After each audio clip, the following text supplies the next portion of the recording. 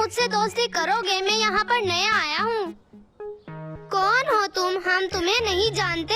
मैं कुकू का बेटा हूँ और मेरा नाम छोटू है। मेरे अब्बू मुझसे बहुत ज्यादा प्यार करते हैं। भैया, ये शायद वही होंगे जो हमारी मम्मा के साथ काम किया करते थे। अरे, क्या तुम हमारी मम्मा के साथ काम करते हो? नहीं नहीं, मेरे अब्बू तुम्हारी मम्मा के साथ काम करते हैं, मैं नहीं करता। अच्छा चलो ठीक है, आज से हम तीनों एक दूसरे के अच्छे दोस्त बन जाते हैं। फिर उस दिन से छोटू, बंटी और गुड़िया एक दूसरे के अच्छे दोस्त बन जाते हैं। अरे चिड़िया, क्या तुमने अपने हिस्से का काम कर लिया? नहीं कुकू भाई, अभी तो मैं मिट्टी खोद रही हूँ, उसके बाद घर भी तो बनाना है। रानो, रात बहुत ज्यादा हो गई है, अब तुम अपने खेमे में जाओ और जाकर सो जाओ। अरे कुकू भाई, यहाँ वाला मास्टर तो बहुत ज्यादा सख्त है, थोड़ी देर भी आराम नहीं करने देता मुझे। जाओ तुम यहाँ से जाओ, मैं तुम्हारे हिस्से का सारा काम कर दूंगा। ठीक है कुकू भाई, आपका बहुत बहुत शुक्रिया। कल मैं आपके हिस्से का सारा काम कर दूंगी। फिर रानो चिड़िया खुशी खुशी अपने खेमे के पास जाती है और कालू कौवे के पास फोन कर देती है। हाँ रानो, बताओ कैसा काम चल रहा है? कोई परेशानी वाली बात तो नहीं है ना? नहीं सर, कोई परेशानी की बात नहीं है, मैंने अपने बच्चों का पता करना था बस। अब इतना फजूल वक्त आ गया है कि तुम मुझे कॉल करके अपने बच्चों का पूछोगी? अरे सर, मुझे अपने बच्चों की याद आ रही थी, क्या आप थोड़ी देर तक मेरे बच्चों से बात करवा सकते हैं? मैंने तुम्हें वहाँ बातें करने के लिए भेजा है, मुझे कॉल करके तंग कर रही हो। चुपचाप अपना काम करती रहो। सर बस एक बार, मैंने थोड़ी सी बात करनी है अपने बच्चों से। फोन बंद कर रहा हूँ मैं, और आइंदा तुमने मुझे बिला वजह कॉल की तो मैं तुम्हारा फोन उठाऊंगा भी नहीं। फिर रानो चिड़िया बहुत ज्यादा उदास हो जाती है और अपने खेमे में जाकर सो जाती है। अरे कालू, ये जो चिड़िया और चील का बच्चा तुमने अपने पास रखा हुआ है, ये तो सारी रात बहुत ज्यादा शोर मचाते रहते हैं। हाँ हाँ, मुझे मालूम है, अब मैं इनका बंदोबस्त कर देता हूँ कुछ ही दिनों में। ठीक है कालू, अब इन बच्चों को यहाँ से कहीं दूर भगा दो, वरना हमारा बेटा भी इनकी तरह हो जाएगा। अरे अरे गोरी, मैं अपने बेटे को कभी गरीब बच्चों के साथ खेलने ही नहीं दूंगा। पर कल तो ये मुझसे पूछ रहा था कि जाकर उनके साथ खेल लूं, वो तो मैंने ही मना किया था इसे। क्यों जग्गू बेटा, तुमने ऐसा क्यों कहा था? देखो, हम लोग बहुत ज्यादा अमीर हैं और वो बहुत ज्यादा गरीब हैं। वो कुछ दिनों के लिए हमारे पास रहने के लिए आए हैं। अब्बू माफ करना अगर आपको बुरा लगा हो तो, लेकिन मुझे नहीं मालूम था वो लोग गरीब हैं। अरे बेटा, हम लोग गरीबों को दूर से ही पहचान लेते हैं। अब तुम ही देखो, तुम कितने ज्यादा अमीर हो और दूर से ही पता चलता है कि तुम कालू कौवे के बेटे हो। हाँ अब्बू, वैसे भी मैं गरीबों को अपना दोस्त कभी भी नहीं बनाता, मुझे गरीब लोग बिल्कुल भी पसंद नहीं हैं। फिर अगले दिन कालू कौवा तीनों बच्चों के लिए कुछ खाना लेकर जाता है। बताओ बच्चों, दिल लग रहा है ना यहाँ पर? हाँ हाँ कालू अंकल, ये तो बहुत प्यारा घर है। हाँ अंकल, और जो आपने हमें कमरा दिया है ये तो बहुत ज्यादा खूबसूरत है, मैंने आज से पहले इतना खूबसूरत कमरा कभी भी नहीं देखा। क्या तुम्हें मालूम है इस कमरे पर कितना ज्यादा खर्चा आया था? कितने पैसों का बना होगा ये कमरा? मैं भी बनवाना चाहता हूँ। औकात देखी है तुमने अपनी, तुम अब इतना खूबसूरत कमरा बनवाओगे? याद रखना, ये मेरा घर है, मेरा। माफ करना अंकल, हम तो वैसे ही पूछ रहे थे, और आपका ये खाना भी बहुत ज्यादा मजे का लग रहा है। ये खाना जल्दी जल्दी खाओ और जो बर्तन बाकी बचेंगे उन्हें अच्छे तरीके से धोकर किचन में रख कर आना। एक तरफ कालू कौवा जहाँ रानो चिड़िया और कुकू के बच्चों पर जुल्म कर रहा था, वहीं दूसरी तरफ रानो चिड़िया और कुकू खूब ज्यादा मेहनत से लोगों के घर बना रहे थे।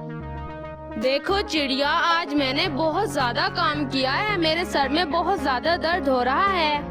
हाँ कुकू भाई, अब मुझसे ये काम नहीं होता, मैं ये सोच रही हूँ अपने जंगल वापस चली जाती हूँ। अरे चिड़िया, ऐसा बिल्कुल भी मत करना। देखो, हमने कितनी ज्यादा सारी मेहनत कर ली है, आपको योर आकर इसका सारा इनाम ले जाएगा। हाँ ये बात भी ठीक है, लेकिन कल मैंने कालू सर से बात की थी, उन्होंने मेरे बच्चों के बारे में मुझे कुछ भी नहीं बताया। सच में चिड़िया? तो बताओ मेरा बेटा कैसा है? मुझे अपने बेटे की बहुत ज्यादा फिक्र हो रही थी। अरे कालू सर ने मुझे कुछ भी नहीं बताया। वो मुझ पर गुस्सा करने लगे और कहने लगे काम के अलावा कोई और बात की तो वो आइंदा मेरा फोन नहीं उठाएंगे। आज मैं बात करूंगा कालू सर से, देखना वो मेरा फोन उठाएंगे भी और मुझे मेरे बेटे के बारे में सारी बातें भी बताएंगे। गौरी, क्या तुम्हें मालूम है मुझे ये तीनों बच्चे बिल्कुल भी पसंद नहीं है, सारा दिन शोर मचाते रहते हैं। तो मुझे कौन सा पसंद है? तुम खुद ही इतने ज़की बने थे, तीनों बच्चों को अपने पास ही रख लिया। आज मैं सोच रहा हूँ इन तीनों बच्चों को कुछ भी खाने के लिए नहीं दूंगा, भूखे ही मरते रहेंगे। अरे वाह वाह, ये तो बहुत अच्छा आइडिया है। फिर ये खुद ही हमारे घर से बाहर भाग जाएंगे। फिर उस दिन कालू कौवा तीनों बच्चों को खाने के लिए कुछ भी नहीं देता। तीनों बच्चे भूखे प्यासे सारा दिन बैठे रहते हैं। भैया, आज कुछ भी खाने को नहीं आया, मुझे बहुत ज्यादा भूख लग रही है। जाओ बाहर मेरे लिए कुछ खाने के लिए ले आओ ना। अरे गुड़िया, मैं कैसे जाऊँ? देखो अगर मैं बाहर गया और कालू अंकल मुझ पर गुस्सा करने लगे तो मैं क्या करूँगा? हाँ दोस्त, बात तो तुम्हारी ठीक है, लेकिन अब हम क्या करें? या हमें भूखा मरना पड़ेगा या हमें खाना मांग लेना पड़ेगा। फिर तीनों बच्चे खूब जोर जोर से शोर मचाना शुरू कर देते हैं। कालू अंकल, खाना दे दो, हमें बहुत ज्यादा भूख लग रही है।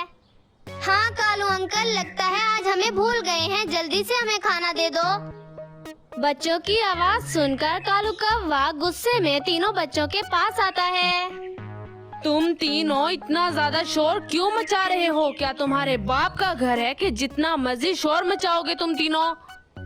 नहीं अंकल, हमें भूख लग रही है, आप हमें खाने के लिए कुछ दे दे। लगता है आज आप भूल गए हैं। मैं तुम्हारा नौकर नहीं हूँ कि तुम्हें खाना पेश करूँगा। अंकल फिर बता दें खाना कहाँ रखा हुआ है, हम खुद ही लेकर खा लेंगे ना। तुम्हारी इतनी हिम्मत कि मेरे घर में खड़े हो और मुझसे पूछ रहे हो खाना कहाँ रखा है? जाओ, मैं तुम्हें किसी चीज के बारे में कुछ भी नहीं बताऊंगा। अंकल आप ऐसा नहीं कर सकते, आपने हमारे अम्मी अब्बू से वादा किया था, आप हमें खाने के लिए भी देंगे और हमारा ध्यान भी रखेंगे। तुम्हें पता है मैं अपने वादे कभी भी पूरा नहीं करता। वैसे भी मैंने तुम्हारे अम्मी और अब्बू को अपना काम करने के लिए भेजा है, वो वापस आएंगे तो मैं तुम्हें अपने पास बुला लूंगा। अब तुम तीनों यहाँ से दफा हो जाओ। कहाँ जाएंगे अंकल? हमें तो यहाँ पर भी डर लगता है, जहाँ आप भेजेंगे वहाँ पर तो और भी ज्यादा डर लगेगा। एक भिखारियों वाला घर है टूटा फूटा, उसके अंदर जाओ और जाकर रहना शुरू कर दो। फिर तीनों बच्चे उदास होकर वहाँ से टूटे फूटे घर के अंदर जाकर रहने लग जाते हैं। अरे ये तो लकड़ी का घर है और वैसे भी मुझे लकड़ी का घर बहुत ज्यादा पसंद है। हाँ, और ये घर तो हमारे घर से भी बहुत ज्यादा बड़ा है। फिर कालू अंकल ऐसा क्यों कह रहे थे कि मेरे टूटे फूटे घर में जाकर रह लो? अरे कालू अंकल को ये बिल्कुल भी पसंद नहीं था कि हम उनके घर में रहें, इसीलिए उन्होंने हमें यहाँ पर भेज दिया। पर हम लोग तो इस घर में बहुत ज्यादा खुश हैं। चलो दोस्तों, अब तुम दोनों यहाँ पर बैठो, मैं तुम्हारे लिए खाना लेकर आता हूँ। फिर कुकू जंगल की तरफ रवाना हो जाता है और ज्यादा सारा खाना ढूंढकर अपने दोस्तों के पास वापस आ जाता है। ये देखो दोस्तों, ये बहुत लजीज है, एक बार इसे चखकर तो देखो। फिर तीनों दोस्त मिलकर सारा खाना खा जाते हैं। उस दिन के बाद से वो तीनों छोटे से घर में हंसी खुशी जिंदगी गुजारने लग जाते हैं। दूसरी तरफ रानो चिड़िया और कुकू इस बात से बिल्कुल बेखबर थे कि कालू कौवे ने उनके बच्चों को अपने घर से बाहर निकाल दिया है। अरे कुकू भाई, आपने बात नहीं की कालू सर से, मेरे बच्चों के बारे में भी पूछ लेना। हाँ चिड़िया, मैं अभी कॉल कर लेता हूँ, बस थोड़ी देर सब्र करो। फिर कुकू कालू कौवे के पास कॉल करता है और अपने बच्चों के बारे में पूछता है। सर, मेरा बेटा कैसा है? आप एक बार मेरी उससे बात करवा दें। पहले तो तुम मुझे ये बताओ, तुमने मुझे बेवजह कॉल क्यों की है? मैं बहुत ज्यादा मसरूफ हूँ, अब मैं फोन रख रहा हूँ। अरे कालू सर, मेरी एक बार मेरे बेटे से बात तो करवा दे, मैं उसकी आवाज सुनना चाहता हूँ बस। क्यों? पहले तेरे बेटे का गला खराब था जो अब ठीक हो गया होगा, अब चुपचाप फोन बंद करके रख दे। ठीक है सर। बेचारा कुकू बहुत ज्यादा उदास हो जाता है। कालू कौवा कुकू पर बहुत ज्यादा गुस्सा करता है। ऐसे ही कुछ हफ्ते गुजर जाते हैं और एक दिन कालू कौवा जंगल से गुजर रहा था कि रास्ते में उसे तोता मिल जाता है। अरे कालू सर, आपसे मिलकर बहुत ज्यादा खुशी हुई। मैं आपको नहीं जानता, कौन हो? मैं दूसरे शहर में ईंटें बनवाकर यहाँ पर भेजता हूँ, आप मुझे नहीं पहचानते? अरे वो तुम हो, आज तक मेरी तुमसे कभी मुलाकात नहीं हुई। तुमसे मिलकर मुझे बहुत ज्यादा खुशी हुई। सर, मैं आपके पास एक लकड़ी का घर लेने के लिए आया हूँ। मैं अपने बच्चों के साथ यहाँ पर घूमने फिरने के लिए आया था। बताओ कैसा घर चाहिए, बड़ा या छोटा? अरे सर, दरमियाना सा घर दिखा दे, ना बड़ा हो और ना छोटा हो। फिर कालू कौवा तीनों बच्चों को अपने घर से बाहर निकाल देता है और तोते को वो घर किराए पर दे देता है। माँ, आप हमें छोड़कर दूसरे जंगल पता नहीं क्या करने के लिए चली गई। यहाँ पर हमारे साथ इतना बुरा हो रहा है। अरे कुछ नहीं होता, देखो हमारे अम्मी अब्बू तो वहाँ पर काम कर रहे हैं। अब जो भी करना है हमें खुद ही करना होगा। पर दोस्त, करना क्या होगा? अब इतनी देर हो गई है, अगर हम यहाँ पर बैठे रहे तो हम बीमार हो जाएंगे। मेरे पास एक बहुत अच्छा आइडिया है, क्या तुम दोनों मेरा आइडिया मानोगे? बोलो। अब डूबते को तिनके का ही सहारा होता है ना। जो तुम आइडिया दोगे क्या पता वो हमारे काम ही आ जाए।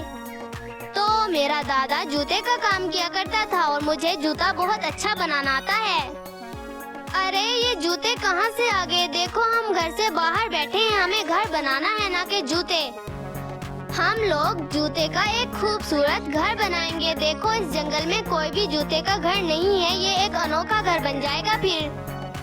अरे वाह वाह, तुम्हारा दिमाग तो बहुत ज्यादा तेज है। चलो फिर जंगल से लकड़ियाँ इकट्ठी करते हैं और जूते का घर तैयार कर देते हैं। फिर तीनों बच्चे मिलकर जंगल में जाते हैं और ज्यादा सारी लकड़ियाँ काट कर अपने साथ ले आते हैं। अरे दोस्तों, ये देखो आधा ढांचा तो तैयार हो ही गया, अब थोड़ा सा ही रहता है बस। भैया अब और कितनी देर लगेगी? मुझे बहुत ज्यादा डर लग रहा है, और अगर रात हो गई तो कोई जंगली जानवर हमें खा जाएगा। अरे गुड़िया, ऐसी बातें मत करो। देखो ये छोटू हमारे लिए कितनी ज्यादा मेहनत कर रहा है। अब बस आखिरी स्टेप बचा है, मैं इसे जल्दी जल्दी पूरा कर देता हूँ। फिर सूरज जूते वाला घर तैयार कर देता है। उस दिन के बाद से तीनों बच्चे जूते के घर में हंसी खुशी जिंदगी गुजारने लग जाते हैं। वैसे तो लकड़ी का घर बहुत ज्यादा खूबसूरत है, लेकिन हमें कोई आरामदायक चीज भी तो बनानी चाहिए ना। हाँ, तो फिक्र किस चीज की है? चलो हरे पत्तों की कुर्सियाँ बना लेते हैं। कुर्सियाँ? क्या तुम्हें अब कुर्सियाँ भी बनानी आती हैं? हाँ हाँ, मेरे अब्बू मुझे सब कुछ सिखाते हैं। मुझे हर चीज आती है सिवाय खाना बनाने के। अरे तो तुमने अपना नाम छोटू क्यों रखा है? तुम्हारा नाम तो बड़ू होना चाहिए था ना। फिर तीनों दोस्त मिलकर जंगल में चले जाते हैं और पत्तों से खूबसूरत कुर्सियाँ तैयार कर लेते हैं। अब हमें किसी चीज का कोई डर नहीं है। ये घर भी बहुत ज्यादा मजबूत है और ये कुर्सियाँ बहुत ज्यादा आरामदाह हैं। भैया मुझे भूख लग रही है, कुछ खाने के लिए तो ला दो ना। हाँ हाँ ठीक है, अब तुम दोनों यहाँ पर बैठो, मैं तुम्हारे लिए खाना लेकर आता हूँ। अरे तुम यहाँ पर बैठो, मैं तुम्हारे लिए खाना लेकर आता हूँ। अरे तुमने इतनी ज्यादा मेहनत की है, अब चुपचाप यहाँ पर बैठो, मैं अभी तुम्हारे लिए ले आता हूँ। फिर बंटी खुशी खुशी जंगल में जाता है और ज्यादा सारा खाना लेकर घर वापस आ जाता है और तीनों दोस्त मिलकर मजे से पेट भरकर खाना खा लेते हैं। मम्मा जी, मेरी दोस्त चिंटी का जन्मदिन आने वाला है और मैं उसे एक खूबसूरत सा तोहफा देना चाहता हूँ। आप मुझे ज्यादा सारे पैसे दे देना। अरे कुकू, बताओ ऐसा क्या तोहफा देना चाहते हो तुम? का हाल जंगल के एक चील ने खराब कर दिया था, लेकिन सूली चिड़िया और टोना जैसे तैसे जान बचाकर भाग जाते हैं। टोना जी, जालिम चील ने तो हम दोनों को बहुत जख्मी कर दिया है, बहुत खून भी बह रहा है। शायद हम दोनों जिंदा नहीं बचेंगे। अब हमारी इस नन्ही सी मीनू चिड़िया का कौन ध्यान रखेगा? हाँ टोनी, मुझे भी अब मेरी प्यारी सी बेटी मीनू चिड़िया की हालत बहुत सता रही है। मेरी हालत बिल्कुल ठीक नहीं है, लगता है कि मैं कुछ दिनों के बाद मर जाऊंगा। अब हमारी मीनू चिड़िया का ध्यान कौन